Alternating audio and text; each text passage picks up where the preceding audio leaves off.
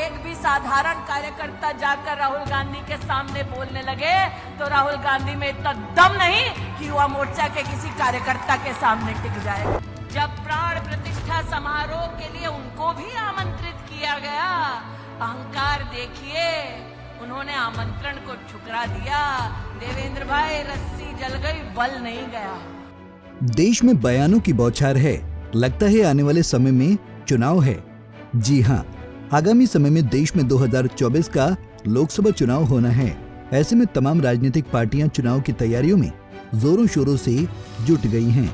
एक तरफ राहुल गांधी भारत जोड़ो न्याय यात्रा कर रहे हैं, दूसरी तरफ पीएम मोदी मिशन 400 पार को लेकर चुनावी रण में उतर पड़े हैं। कुछ ही दिनों में इलेक्शन कमीशन 2024 के लोकसभा चुनाव का बिगुल फूंकने वाली है, तो चुनावी सीजन में आरोप प्रत्यारोप, बयानों की बौछार, वार पलटवार का दौर शुरू हो गया है। चुनावी रणभेरी में नेताओं की जुबानी जंग तेज हो चुकी है। इसी क्रम में केंद्रीय महिला और बाल विकास मंत्री स्मृति ईरानी ने कांग्रेस नेता राहुल गांधी पर करारा हमला बोला।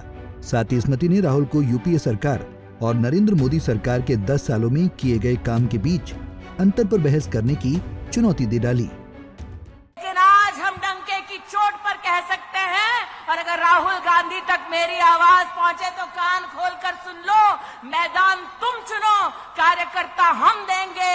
आओ, तुम्हारे 10 साल और मोदी के 10 साल के बीच में क्या फर्क है, इस पे चर्चा हो जाए। मैं नहीं कहती मैं जाऊंगी चर्चा के लिए, तब पक्का नहीं आएंगे तेजस्वी। नागपुर में भारतीय जनता युवा मोर्चा ने नमो युवा महासम्मेलन का आयोजन किया था, जिसमें स्मृति ईरानी ने भी शिरकत की। स्मृति ईरानी ने महासम्मेलन को संबोधित करते हुए कहा कि राहुल भाजपा के सामान्य कार्यकर्ताओं के सामने भी टिक नहीं पाएंगे।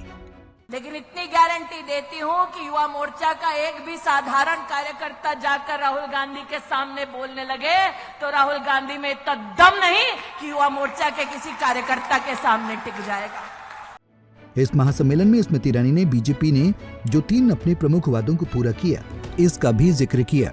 स्मृति ईरानी ने बताया कि इन 10 सालों में भाजपा ने अपने घोषणा पत्र में किए 3 प्रमुख वादों को पूरा किया है, जैसे अनुच्छेद 370 को हटाना, विधायिका में महिला आरक्षण और राम मंदिर का निर्माण। गौरतलब है कि आगामी लोकसभा चुनाव को लेकर बीजेपी ने अपनी 195 उम्मीदवारों की पहली लिस्ट जारी कर दी है। यूपी की हाई प्रोफाइल सीट माने जाने वाली अमेठी से एक बार फिर बीजेपी ने स्मृति ईरानी को ही चुनावी दंगल में उतारा है।